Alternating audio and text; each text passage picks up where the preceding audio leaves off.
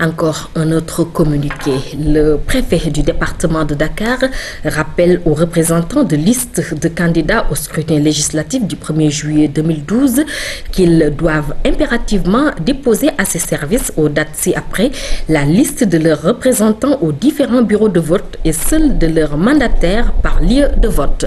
Le lundi 11 juin 2012 au plus tard à 17 h, dépôt de la liste des membres de bureaux de vote. Le mercredi 20 juin 2012 au plus tard à 17 h, dépôt de la liste des mandataires par lieu de vote. En raison de la charge de travail induite par l'accroissement des listes à traiter, 24 au total, en vue de pourvoir 885 bureaux et 121 lieux de vote, le préfet invite les intéressés à accorder une importance à ces phases du processus électoral. Signé Ibrahima Sakho. L'actualité ce vendredi. C'est aussi la 13e session de la conférence des ministres de la Commission sous-régionale des pêches qui s'est ouverte à Dakar.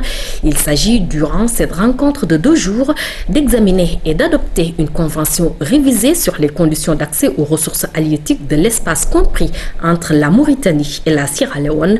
Les détails, c'est avec Moussa Mané. Conscient de la nécessité de conserver et de protéger les ressources halieutiques sur la façade maritime allant de la Mauritanie à la Sierra Leone, les États membres de la Commission sous-régionale des pêches ont mis en place en 1993 à Praia, au Cap-Vert, un cadre juridique. 20 ans après, cet instrument de régulation semble dépassé compte tenu de l'évolution du secteur de la pêche.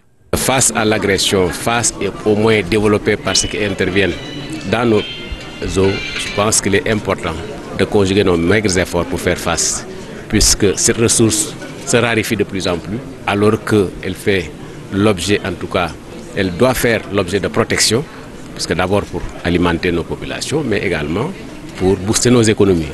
Donc il est normal qu'en fait, de temps en temps, qu'on se retrouve pour harmoniser les positions, corriger et améliorer effectivement la convention.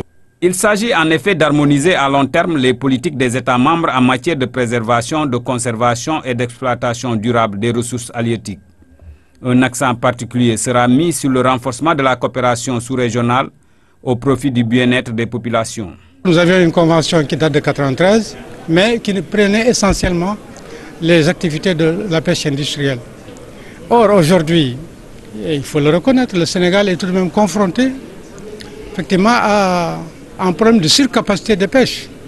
C'est pourquoi chaque année, le Sénégal donc, évidemment négocie avec les pays voisins, tels que la Mauritanie, la Guinée-Bissau et les autres pays.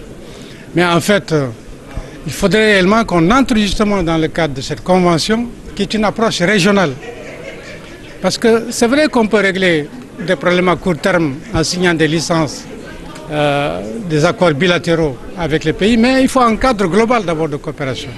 Au sortir de cet atelier de 2 jours, une position commune sur la surveillance des pêcheries dans l'espace de la Commission sous-régionale des pêches sera adoptée.